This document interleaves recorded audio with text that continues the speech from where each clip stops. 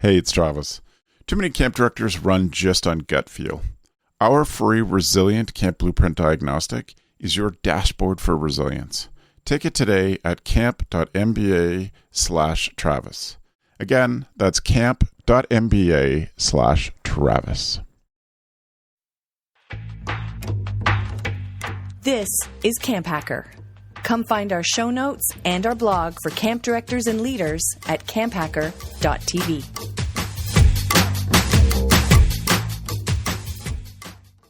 Good day and welcome to the podcast. This is CampHacker episode 114, recorded on the 19th of September, 2019. On today's show, continuing education for experienced camp professionals. We release the CampHacker podcast along with other Go Camp Pro podcasts every 2 weeks. To make sure you never miss an episode, make sure you subscribe in Apple Podcasts, Stitcher, or wherever else you get your favorite pods. And while you're at it, feel free to leave us a review.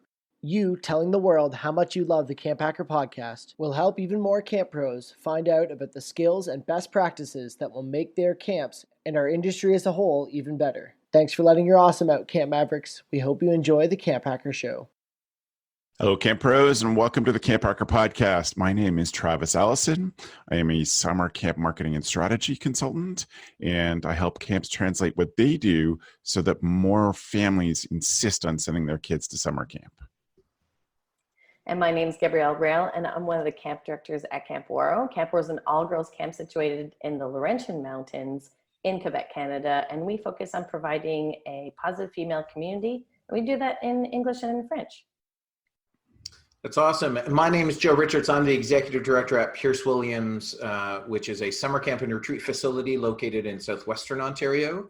I also play guitar here at Chapel. That is all I do. We are located, just for your reference, halfway between Detroit and Toronto. Awesome. Well, welcome back to the two of you, and welcome to our watchers and listeners to episode 114. We're recording this on the 19th of September, but it will be coming out sometime in October. So we've picked a topic that is timely for when this will be released, but I think timely for all professional camp pros. We want to talk today about the idea of what is a continuing education for an experienced camp pro look like. We have talked many times about what you do when you're new to the profession and things you should look for and places you should go for your own professional development. But we want to really focus this morning on continuing education for experienced camp pros. Before we dive into it today, I want to just take 1 minute and say how much we are grateful to those people who've left us a review on iTunes or Stitcher app or wherever you listen to your podcasts. Even though that can be scattered all over the place, each one of those matters. It helps us get in front of more camp pros. It helps us spread the ideas of ongoing professional development of this community that is so open and sharing, and and get into the mind of great people like Gab and Joe and Dan when he's here, and all the other guests that we have on there. So if you would take just a minute, if you're on iTunes, go to camphacker.tv/iTunes. That'll open a direct link on your computer to do it, or you can do it in the app on your phone. It's probably the easiest way these days. So thank you for thinking of that. So this morning, we talk about continuing education. And Joe, this is your proposal. I wonder what were your thought process, why you thought this was worth talking about? I thought it's worth talking about because oftentimes when I speak to camp pros who are younger, they feel like everything they do has to be camp related. So they have to go to a camp conference. They look at everything through that lens. I would say that 15 years ago when I started here, going to camping conferences changed their perspective because you're in a new place. And so there's a huge value to that. But 15 years in, it becomes what I deem a valuable educational experience is completely different. And so I branched out to the point where you're going places where camp is not the lead. So be it a fundraising conference or be it an Enneagram conference, be it some other leadership or conference, or just a retreat for yourself. So I think that's why I chose this topic, Travis, to talk about the value of getting outside of ourselves and outside of just the regular camping things. Does that make sense? Right. It totally does. It totally does. Yeah. And just by way of continuing this introduction, I want to also say that I mean, Joe has a very good point about getting outside of the camp world that you're in. But I think that there is a surprising number of experienced camp pros who may go to conferences and things, but have never been outside of their own camp, have never been to see other camps. And so that's the kind of thing that I'd really love to encourage. And I want to talk more about today is getting outside of your own camp world, let alone the world of camp that Joe's talking about. Gab, you're really great at getting outside of the camp world for your professional development. It's had huge impacts on Waro. Where did that come from, that idea or that philosophy that you really wanted to do that? It came from, I think my parents were I work with my parents, and my parents are very supportive. Just education is important, but not necessarily formal education. So my father, just because of his childhood and upbringing, never had the opportunity to go to high school. So education learning is so important to him, and he just tries to get as much information as possible any way that he can. And so his energy towards knowledge is very inspiring. And then my mother, if you're excited about something, she'll do anything she can to get you to that. So if I started looking into something that I was fascinated about, they both would try to create space so that I could go and explore it. And the other thing that I learned when you're a young camp professional, all you want to consume is camp material, because you're desperate to know how to do your job well, and there's so much to learn. But I was told at a camp conference that to not just look at what camp professionals are doing, but look at what other industries are doing and see why they're the best at what they do. And I was reminded at a camp conference, and I think I was about 20 years old, that we can learn from our peers best practices. But if we want to move our industry forward, we have to be taking cues from other industries and see how they do that. And that was I never, ever thought about that. And I was always trying to hit those sort of top camps that I admired so much. And once another camp professional sort of opened that door for me, I realized I could learn from anywhere. And that got me into going to other types of conferences and just going for the sake of learning. And I think also at camp conferences, especially if you go for a while, they're wonderful experiences. And I think they're a very important part of our learning and contributing. But if you've been going for a while, you end up, there's always pressure on you to maybe meet with other people or be a speaker or have meetings. And when you go to other conferences where you're not known, you get to have that experience of, there's no pressure except for you to just learn and absorb, and also know what it feels like to be the new person in the room, the new person in the space. And that's what our campers feel like. That's what our new staff members feel like. And the joys of just learning, just being there and present and absorbing the information. And it will, of course, impact the way you do things. And it'll also make you feel good about what you do, because you'll realize we're ahead of other industries. We're really doing some great stuff in the camp industry, and they can learn from us. And I learned that as well from going to other conferences. I love that point, Gab. One of the points you made just at the end there, I love the idea of going into a conference with fresh eyes, because it allows you the perspective, as you say, as a new staff member coming into a new environment. You may be going to some big famous conference that people, you've been following on Instagram for years, or you've been following some of the speakers. And so you're sort of walking into an environment where other people are comfortable and know it, and you're the new person. It's a good perspective for us to take as being the new person, but also really great for us to be observant. And I think that one of the best skills that you can develop as a camp pro, one of those things that leads to longevity, is the ability to look at things and say, how would this apply to camp? So here I am, a new person. It's just a massive couple hundred people waiting to get their badges to get into a conference, and it doesn't feel warm, it doesn't feel welcoming. How can we be better at that at our camp, or in our camp conferences? At this point in a career where people are experienced, as you say, you often get asked to be on committees, you often get asked to run conferences, and we can take this experience from outside the industry. and apply it. So that's a great perspective. Thank you. The other thing I think that that comes out of this is learning from.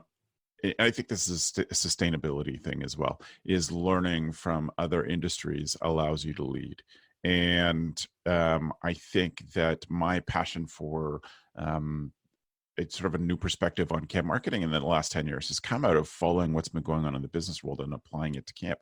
That's entirely how my job came about, is that when I was a camp director, I was really passionate about learning about how other industries were marketing, communicating their value, telling their stories, etc. And then when I quit being a camp director full-time, I just had enough camp directors come to me and say, how do we do this thing that's going on in the rest of the world? And having had that perspective, I was able to create this job and do this kind of thing. So thank you both. I wonder if there are specific things you look for, like what is the frame that you're trying to break? What are you searching for that's outside of the camp world that appeals to you the most, Joe? I think that has to do with your own. So outside of the camp world, it has to do with how your role changes. Most roles change. The longer you are someplace, you're taking on new responsibilities or you're doing new things. One of the things here at Pierce Williams is my role has shifted more to fundraising, and I'm still not there. But I remember, and it came up in my Google Photos memories just days ago, that I was in New York City 5 years ago for a fundraising seminar. And then last year I attended the Nonprofit Storytelling Conference. So those are both, what I'm looking for is what applies at the moment and what helps. The reality is you're looking for things that expand your interest base. My favorite quote is by Roger Stockman. It's the larger the island of knowledge, the longer the shoreline of wonder. So the more I know, the more I want to know. And there are times when I give a keynote or a session and I talk about this idea of 2 magazines arriving in the mail. It used to be when we actually got physical magazines, which you still can get. But I know that Discover magazine would arrive in my mailbox the same day as Rolling Stone. And so, which are 2 totally different things. And neither of them camp, right? But the reality is, the farther you read outside of your own industry, the more that your mind can take those ideas and bring them back together and move you forward. And so what I'm always looking for is the opportunity to connect with people, but also to be that new person in the room. And in fact, to feel sometimes like I'm in the wrong room for a little bit. And that's the way I felt in New York City when I went. Yes. Is I was sitting in the room and they were going around, and it's small, like 20 people. You pay a lot of money to be in a room with 20 people with the lady and the gentleman who was teaching us. And you're like, the Charity Water is there, the X Prize Foundation is there. They're getting training on these things. The Berklee School of Music is there, right? And you're like, I'm either in the wrong place or I'm in the right place. And it was, and I think that willingness to feel uncomfortable and be outside of ourselves allows us to be in places where you're going to meet people that you wouldn't normally meet at a camping conference, or that camping conferences aren't going to have for a number of years, right? Because as great as camping conferences are, we don't tend to get the spur of the critical thing that's happening at that moment speaker. We tend to be a bit behind that curve. And I love how there's people walking through my video. It's awesome. There's a school at camp today. So I think that, I'm looking for self-development, not just camp development, because if we make ourselves better, we're going to make our camp better. And I think that's where a lot of people fall down, is that they feel like it has to be focused on what can I do to make camp better.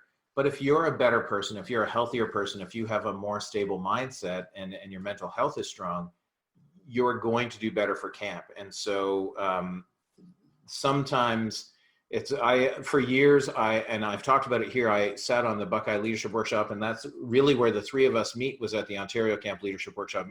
We met years ago. when I have staff choosing sessions they want to go to, they're often like, well, I have to choose a session that's going to help camp.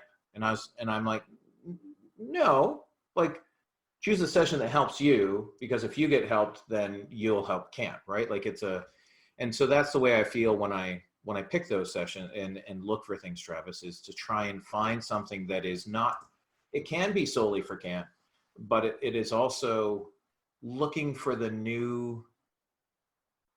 something that isn't here yet, right? We're not going to discover our inspirational moments if we only do what we know we can do and only go where we know people. Yep. I think I'm going to come back to this over and over again. Just the sustainability of your position depends on certainly your own taking charge of your own self-care and having the energy of some new knowledge from an outside area. All of that leads to, picking something that gives you energy as professional development is, as Joe just said, I think that's just as important as something that really applies to camp. And I think my own personal example, I don't know, rabid podcast listener. I subscribe to almost 100 podcasts. I have a whole system dialed in as to when I listen to them, what the priorities are, and I could do a whole show on podcast setups. But something I've discovered over time is that mix of my podcast shifts all the time.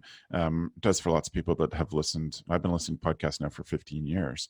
The thing that I've noticed in my own stuff is my podcasts, where I learn and I get my best professional development, are no longer so business focused. They used to be really focused on stuff that would help our business or that I could translate to camp and, could help camps, etc. But it was too stressful. Like, it didn't give me the break. I wanted the little space to learn in things. It was like, I can't listen to this. I had 2 podcasts that were so practical and helpful that I had to take them off my phone because I couldn't do anything else. Felt like I had to be sitting at my desk taking notes. I couldn't drive with them. I couldn't walk with them, etc. And in the end, I still think I'm missing out on some good stuff there that would be very practical, helpful, etc. But it wrecks the balance. It doesn't help me feel better about the way things are going. Gab, do you have some ideas or advice? I think we're going to start to move towards, things that we would suggest people do, but other advice for people looking for sustainability in a camp career and, searching for professional development to build that? I think sustainability is a very key word, because you can really drive yourself into an early burnout, as if we are all headed there, into a burnout, if you're not taking time to feed yourself and instead of always putting the energy out towards your camp. We need to feed ourselves, and I think it's follow your passion, whatever that may be. So whatever you're interested and excited about, don't worry about what's the point of this, what's the point of this experience. Just try. You're going to learn something, and then I'd like to go to. I was referred to like the bread industry conference. Like, what does the bread industry conference look like? And I bet it's very similar also to the camp industry. There's probably big seminars on like gluten-free and the gluten-free movement and what's happening and where is this coming from. And there's going to be some people that are going to be on one side on how do we fight it, and other people that are going to be, we should be embracing it and creating our own grain that's gluten-less, and et cetera, and how do we market it and how do we make it a nutrition, like there's just probably all this. You will learn something. My point is you'll learn something no matter where you go and what you listen to. If it's something that you're interested in, you're going to be absorbing something. I think that sometimes going to maybe other conferences isn't something that is feasible for all people financially or time-wise. Though if it is a time issue, I would strongly suggest that you look and see how you can carve out time. If you can't find a week somewhere within your schedule because you feel you're too busy, maybe we need to reprioritize how some of your workflow is going. But you can host. So Joe was talking about that we met all at a conference called OCLW, or a workshop, And that shifted into a gathering that Joe still runs today, and I run with the Quebec Camp Association, called Think Tank. And Think Tank is Think Camp, and Think Camp is basically people coming together and sharing their ideas through presentations. The way I've shifted it is you don't have to come prepared with a presentation, come prepared with a question. One question that you have that you'd like the group to answer. And if you're in a group of 5, everybody could bring one question, and you make a time limit of talking about that one question, and so that maybe everybody's question can be answered. But if you're a larger group, you can dot vote on the different questions and see which ones maybe the team it would be excited to hear about. But Think Camp has been a really wonderful way of bringing camp professionals together, having an evening, and really pulling from expertise from other people. And just hearing how other people do things can really help inform you in some of the issues that you're having, and also maybe not feel so alone, because the chances are people around that table, everybody has experienced your question one way or another. So if you can't go out and you can't go to another conference, but you're still interested in some of your questions and building connections, which is a very important piece, is perhaps doing some sort of Think Camp situation, or even doing it over Zoom with a bunch of friends, people that you met at conferences that you'd like to get together. And we're really lucky as the CampHacker team, because whether we're busy or not, we commit to a time where we're going to have a conversation. And I've learned so much from CampHacker, as well as, of course, from Camp Code. But I feel like my understanding of my job goes up simply because I sit down with these individuals and hear what they have to say on a specific topic, and that you just can't put a price tag on that. Yep, you're right. So, Joe, I know you got your thinking face on, and I'm sorry, I'm going to jump in there. What I want to do is this? Are you talking about suggestions, Joe? Is that what you want to follow up on something Joe said?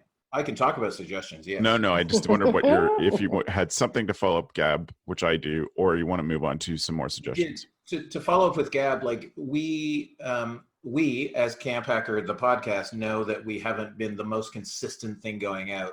And that's one of the reasons we fired a podcast director. And I think that is the exciting part, as Gab says, is that we'll actually get to have these conversations with three other friends at least once every 2 weeks this year. And the notes you take, right? The notes and things, even the simple thing that, oh yeah, Think Camp can be scary to people. Maybe it is just a question we ask for. That's simple. Yeah, I can adjust that. That's great. Small things. And it also causes us to think, right? And I think that that's a huge benefit that we get as camping professionals that not everybody has a chance to. Yeah, you're totally right. So in thinking about suggestions, I thought I would frame it this way. Let's start with the least expensive and move to the more expensive. Love it. So can I talk about expense just for a second? Sure, yeah. We need to understand that in the camping industry, what we pay to go to a conference is ridiculously small compared with what they actually cost, right? Like with what a training costs to, right now, I subscribe to the Institute for the Futures newsletter. I'm not sure if anybody else does. And I'm like, oh, this would be a great training. But the training's $6,500. Or like with the strengths training with Gallup and Strengths Finder and whatnot, that training is $15,000 US, right? But to go to a seminar and pay $2,500 for a 2-day seminar is not unheard of in this world at all. But we as camping people see our budgets and get really afraid of those things. That being said, there are very inexpensive ways to do this. Absolutely. Yeah. So I want to pick up on what Gab said. I think the idea of, free 40-minute Zoom calls with whoever I've heard about. I just heard about another cool mastermind group of women camp directors that actually came out of WIC, Gab, that was formed at WIC, and that they meet regularly, and they brought in some people who weren't at the Women in Camp conference, but they meet regularly, just have Zoom calls and just exchange. So that's good professional development. You're getting people who are the same level of experience as you, may have totally different problems, have solved your problems years ago, but you have that exchange and you have that accountability of doing it. That is it is the most effective professional development you can do, because it's not passive. You're not just sitting absorbing. You're being challenged to do new things. You're being challenged to try new things. You're being challenged to put yourself out there and say, I'm terrified to say this, but I have this problem with this little thing and I don't know how to handle it. And then have people, in exchange with you on that idea. And so that group that you can build trust with, that is free. Obviously there's some time expenses to that, but finding that group of people can be a lifesaver. I have 3 mastermind groups that I belong to, and one of which is meeting this afternoon, and another one met yesterday. And there are such moments of joy in my month when I get to spend time with those people and say, this is really hard, or hey, can you celebrate with me this really cool thing that happened? They're great. And so I would encourage you to find a group of people. Go to Camp Pros, go on campmavericks.com, etc. And campmavericks.com is actually another, I think, very inexpensive way of doing it. So that is our platform. Right now, it's only $9 US per month, is going to be $49 US per month by the end of this calendar year. So go to campmavericks.com now and sign up for it. I didn't intend this as an ad, but we're doing things in there like a podcast club and a book club where people meet regularly to talk about an episode of a podcast that will have impact on your camp professional development, and same with books. And so we're really excited about that. And it's also a nice group of people who are committed to the idea of professional development, that you can arrange stuff like your own Zoom meetings and your own, we call them circles in campmavericks.com, which are private or semi-private groups of people organizing around their own interests. So that is inexpensive, free, then inexpensive, soon to be more expensive, but even at $50 a year, I think it's an inexpensive investment in a nice, close community that's a little easier to find information than it is in summer camp professionals. The other thing I would say that is free and has amazing resources is a website called creativelive.com. They began as a photography and design training school, but they have moved into much bigger things: business development, adventure and outdoor skills, tons and tons of stuff. Their model is so cool because you can sign up for a course with them for free. And when it's being recorded, it's put out live for free. And then you pay for the recordings if you want. But if you're on a budget and need some professional development, and as you're doing, as we've suggested, and you're pushing yourselves outside of the I can only learn from camp people mode, then Creative Live has some awesome, awesome courses. That's great. I think that your Zoom meeting idea, Travis, just getting together with a bunch of people using Skype or using Zoom, whatever you have available to you, is huge. Talking to people so that you're not alone, because a lot of people as camp people are either on their own on a daily basis, sitting in an office, or sitting at home working from their place wherever they live and working from a laptop. Just to connect with people is important. The time you put into it is what you will get back, meaning that you can look at it as, I don't have an hour to do this or an hour and a half to do this. Well, but if you don't do it, are you going to suffer? And the answer oftentimes is yes. We've been doing that for the United Church, all the United Church camps here in Canada. We've been doing a monthly Zoom call just to have people, be able to call in and see speakers or get that information. So Zoom or Skype still, I think, I don't know about Skype, still work. As far as inexpensive things, the other thing is to find a blog or an RSS feed, which I still use, to follow someone who isn't you, right? So it's not in your silo, right? So it's not a camp person, is not and so if you can, that's an inexpensive way, because you'll see things differently from somebody's different perspective. I know lots of people follow or read Seth Godin's stuff on a regular basis. And if you can find someone who writes nice short pieces that can cause you to think, almost like a daily meditation, that's great. And finding podcasts that also move you towards being interesting is a free option as well. Great. A person who writes a lot like Seth, in similar style, similar themes, is from Australia. Her name is Bernadette Ewa, and she's got some nice pithy small things. Those are the two that I check out in that. And on fundraising as well. So nice. Good. Gab, what do you have in the inexpensive end of professional development? What comes to mind? For me, journaling I think is helpful, and you don't have to be somebody that likes to write in quote unquote in a diary, but setting time aside every day, and a simple to jot ideas down. And a simple question that I find is really helpful is, what did I do well today, and how could I replicate it for tomorrow or again? And sometimes we list a lot of things that we're struggling with or having a hard time with, and reminding ourselves that we've done something well, but also breaking down the steps on why that went well. So if that was a call to a parent, or a meeting that you held with some of your staff members, or just even how you managed your time that day, how could you reduplicate that? I find that really really helpful. And other things that you can do in for journaling, you can ask, break down some of your tasks and just jot down your relationship to those tasks. So what does it feel like when you're doing accounting, answering emails, hosting a meeting? What is your experience to that? And I think a lot of time we have so many things that we need to check through and go through in the day. We don't even look at the relationship that we have to those tasks, and that could lead to avoidance, or rushing through and making mistakes, or spending so much time on it feels like you're never going to get it done. I was talking to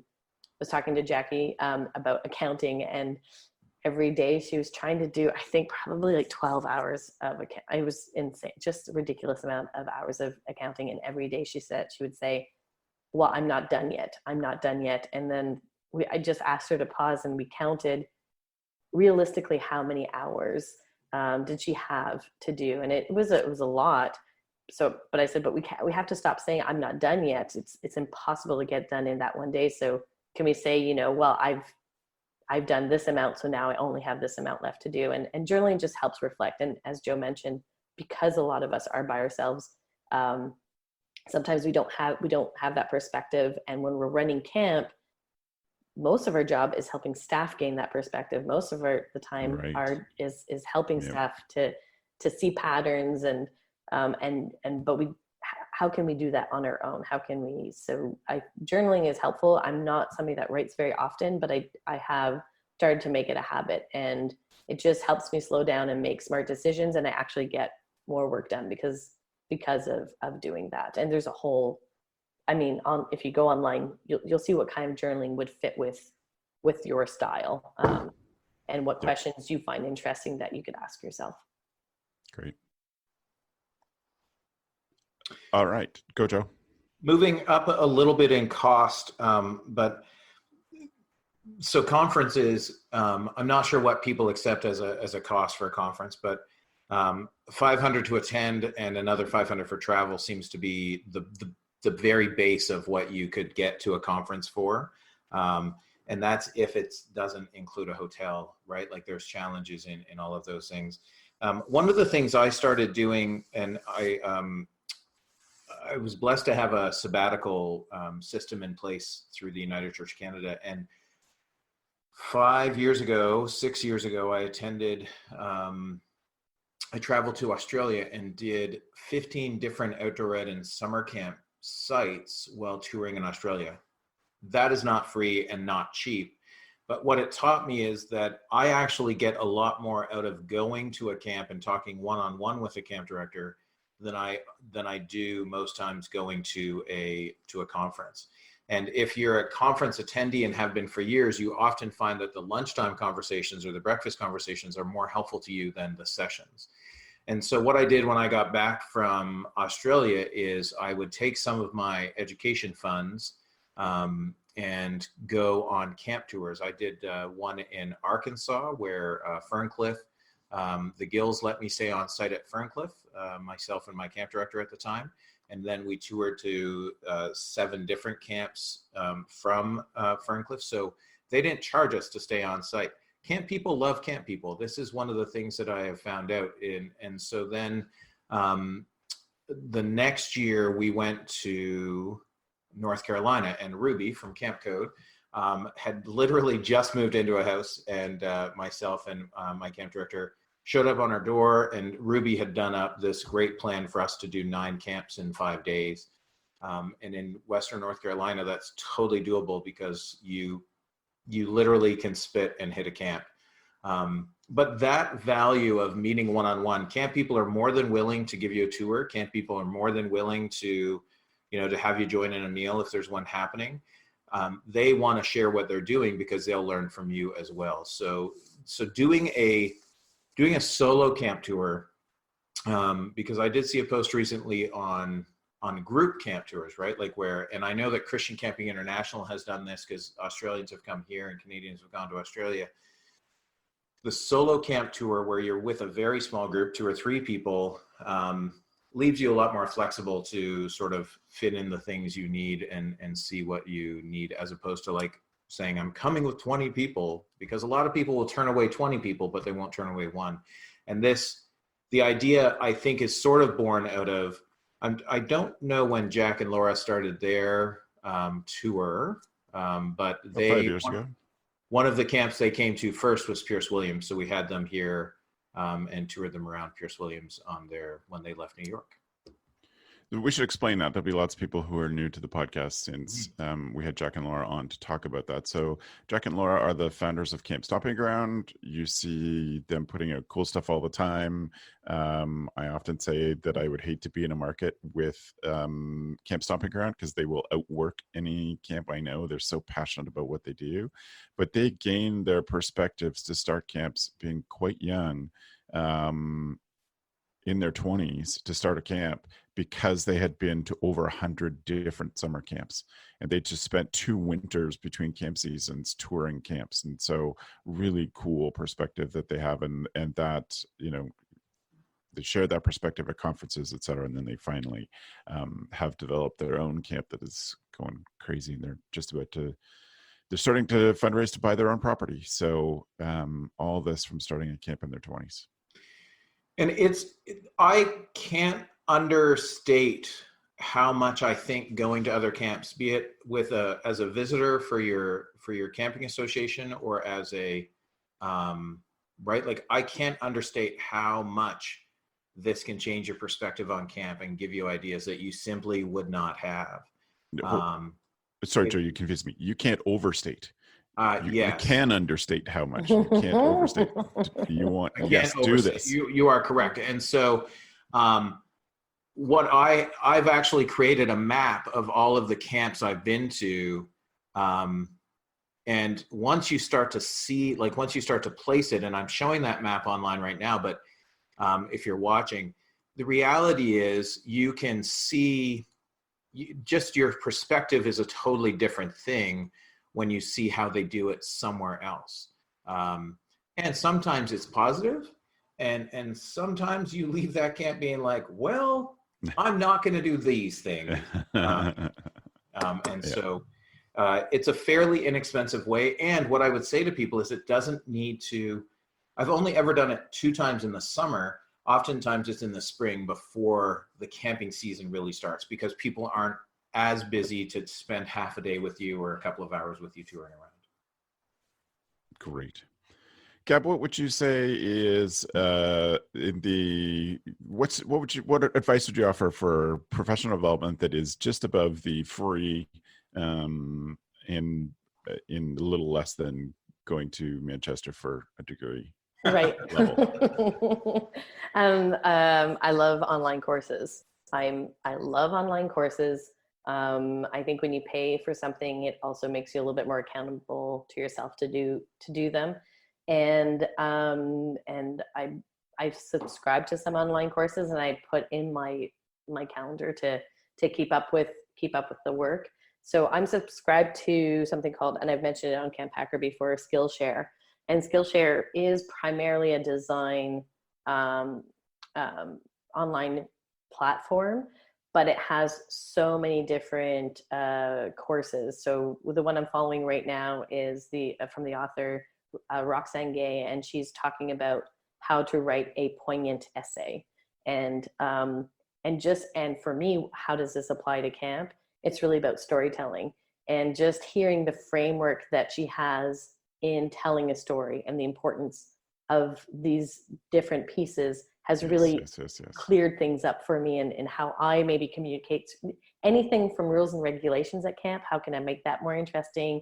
To how do we treat our campers? To just how do you communicate? And just seeing how she does what she does, and see how she's able to understand her craft so well. I'm learning from that. So online courses I find are really, really helpful. You can do them from home, and because you're paying, I feel like I'm a little bit more held responsible to attend, and a little more accountable. Yeah, a little bit more accountable, and I do it, and I love it, and it's part of my every other week thing, and I look forward to it. So it's really, really nice. If you do want to do it for free, a lot of public libraries have access to some. I'm not sure Skillshare, but I know that lynda.com, which is owned by LinkedIn, is still so I log into my local public library and have access to all of Lynda's instructional videos. Yeah, that's awesome. Yeah. And lynda.com has a lot of stuff on design as well, but so many other things about marketing, and even creating YouTube videos and instructional videos, which are really useful for camps. So lynda.com is a wonderful resource. Yeah. And we should say that's LYNDA for those who don't know Lynda, don't know her personally, or don't know the website. It's lynda.com. Okay, so I'm going to give a couple. This is probably my last three, because there's tons. We could go on forever. It's obviously a topic that the three of us are very passionate about. But mine are the Akimbo workshops. They are ones from Seth Godin. We've mentioned Seth now twice. Seth is a retired camp pro who at some point considered becoming a camp director. And Seth was also live podcasting from paddling on the lake at his old camp here in Ontario just last week. It was awesome to see him out early morning just paddling and talking and recording his Akimbo podcast. So if you look for Akimbo, Akimbo workshops, you can see the stuff that they offer. The ones I can personally recommend is the marketing seminar. It is great. It is, I don't know, probably in the $300 or $400 range. What I like about Akimbo workshops, I think one of the challenges of online education is the accountability. And there's a psychological thing, and we learned this with the old version of GoCamp Pro, is that people would think they've accomplished something when they've paid for it. And so like, oh yeah, I paid for it, so now I don't have to do it. And people wouldn't show back up. So people would pay for the old version of GoCamp Pro, they'd pay for it, and then and not come, not do any of the exercises, not join the community, etc., and feel like they'd accomplished something. But then at the end of the year would have that thing is like, well, we paid for GoCamp Pro and didn't get anything out of it. So I like Akimbo workshops because there is a community aspect to all of them. And there are coaches that are active. You have learning groups. Like there's a lot of accountability there that makes up for that thing that, I paid for it, I've accomplished it mode. And so the marketing seminar is great. Bernadette Jiwa, who we talked about, she's got a storytelling marketing seminar coming out this fall. The beta is going on right now. Even their Bootstrappers workshop, I think, would be great for people who are starting a brand new camp and, doing it. So those would be all under the $500 US dollar range. The last thing is if you can get into the LTMBA, and I can help you get into the LTMBA, they allow alumni to recommend people for the program. It is more expensive. I think it's $4,000 now. And it is a big commitment, 6 weeks, 20 hours a week. but it is intense. It's incredibly camp-like. The community is camp-like. That feeling at the end of it of like, holy crap, I can't believe what we accomplished in this very short period of time is there, and really worth the investment. It's a huge investment for many, I understand, but that has paid off in spades with connections around the world. A lot of camp people I know who've taken it, gone on to be coaches in Alta MBA or the other Akimbo workshops. So look at Akimbo workshops for some good stuff. And again, I'm happy to speak to anybody who's interested in those courses, etc. And Travis, I think Seth Godin also has a free podcast that's Akimbo that comes out fairly regularly. And Yes, so yes. if you're wondering if this is for you, you can. And I started listening to the podcast because of Travis.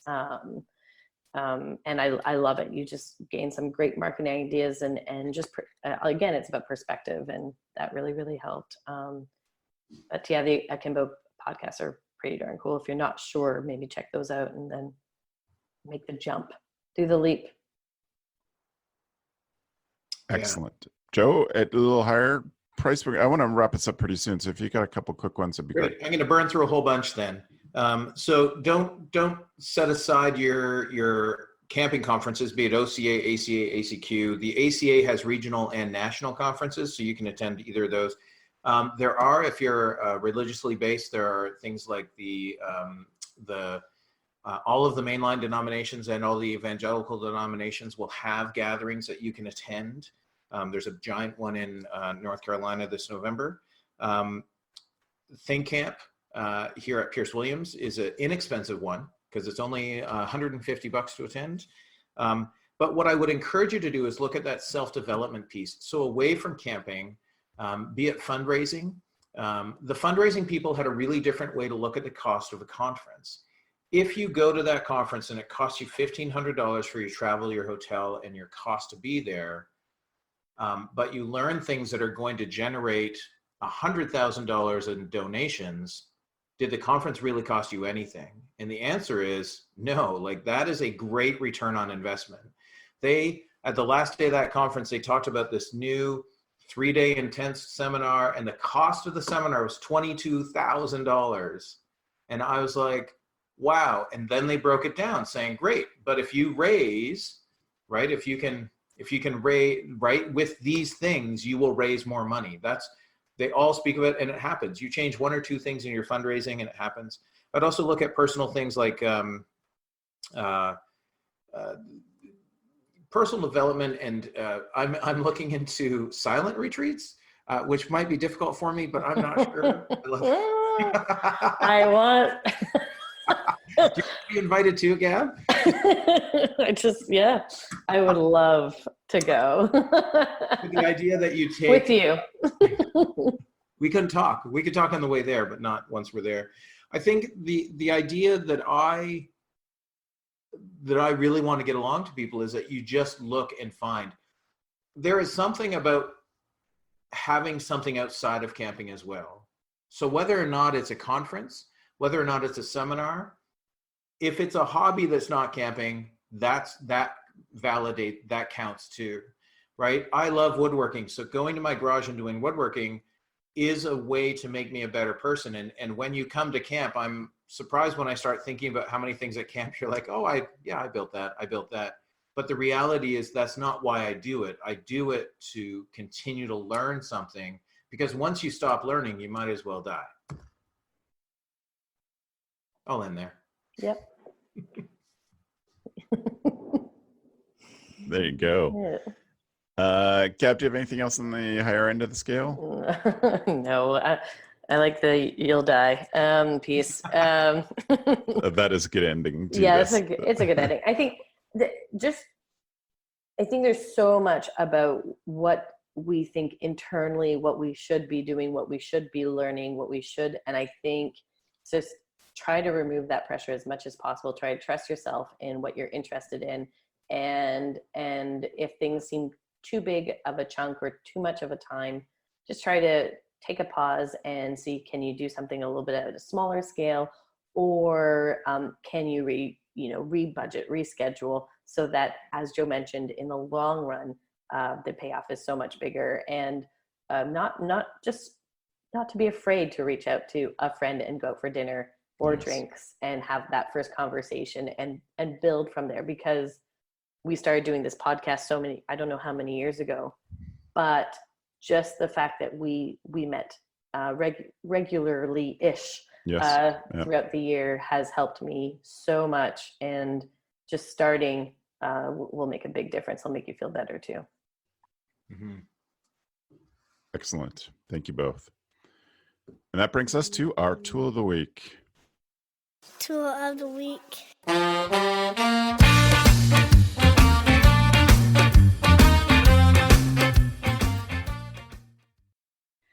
So welcome to the Tool of the Week section. It is sponsored by my personal Tool of the Week newsletter. If you're interested in joining, I send out stuff at 6:05 every Tuesday morning at 6:05 Eastern. You can join by going to gocamp.pro/TOW, and there'll be a little form you can do. So I am sponsoring my favorite section of our podcast. I'm going to start us off today. I don't have a physical copy of this. Is something I've been reading on my Kindle, but Pat Flynn's new book called Superfans.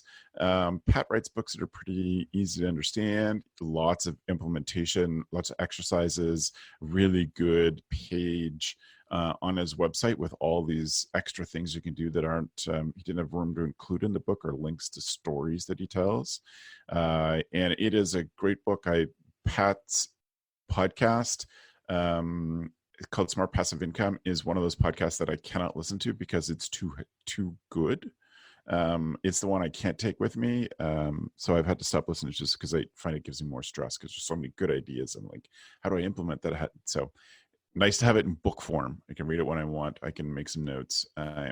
Because it's a Kindle, I can save it to an old tool of the week called Readwise.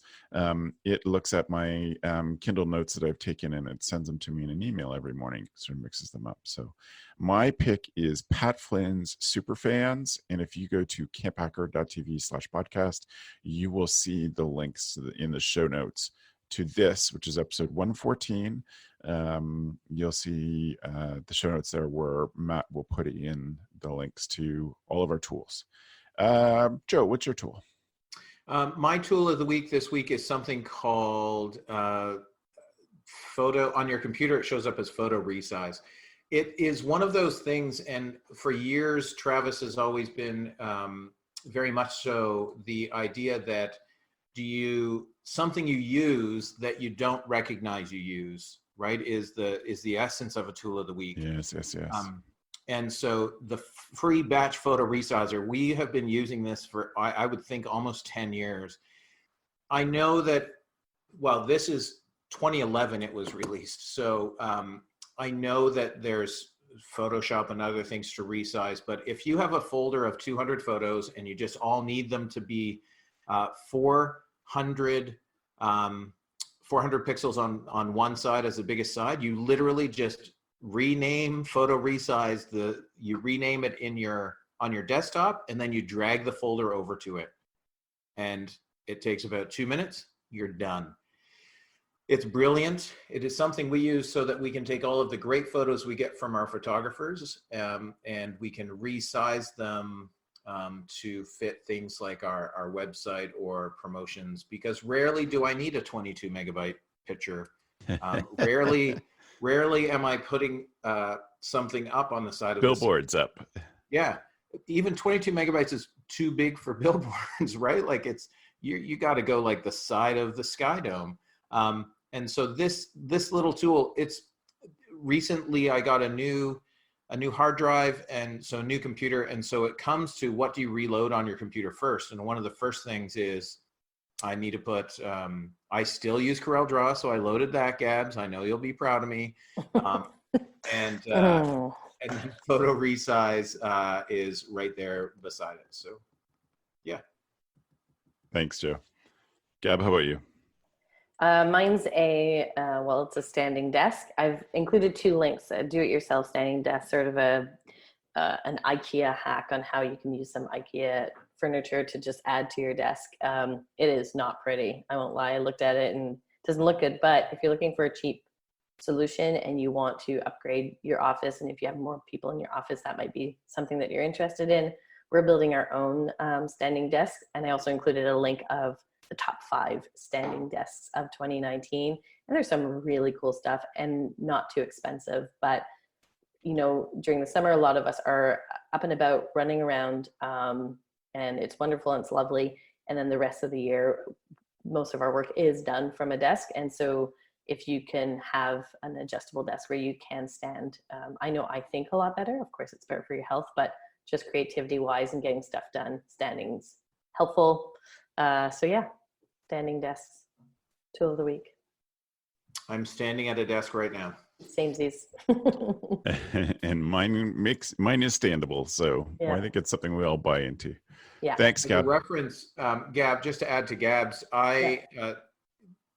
Home Depot sells height adjustable work tables Yep. that crank up and down, and they're not inexpensive, but for what you get, if you're looking for a standing table to meet around, it's all cool. Yeah. There's I think some people are happy with their desks and so then they don't want to get an entire new desk. So if you get the tabletop where you can adjust it up and down or just keep it as is, but it's definitely the way of offices are going anyways. And if you are responsible for other people within your office, maybe start looking at updating your desks. And again, if it's financially not feasible, maybe there's a project that you can do as a team building exercise where you all get standing desks. Excellent. Gab, if people have follow-up questions, where can they get a hold of you? They can follow me on Instagram at Gabrielle Rail with 2 L's, DM me there, or you can check out where I work at ouareau.com, OUAREAU. Excellent. Thank you so much. Joe, how can people follow up with you if they have any questions? If they have any questions, they can always reach me through my camp website, which is campisbetter.com, or through my Camp Thoughts website, which is yoyojoe, yoyojoe.com. And you can link from my site to online social media things. Excellent. Right on. Thank you both for being here. Grateful to have this conversation with you. Sorry we missed Dan. He's doing some important camp work this morning and wasn't able to join us. So thank you all for watching us, for listening to this show. It's great to have a community built around the podcast, and we're looking forward to this year very much.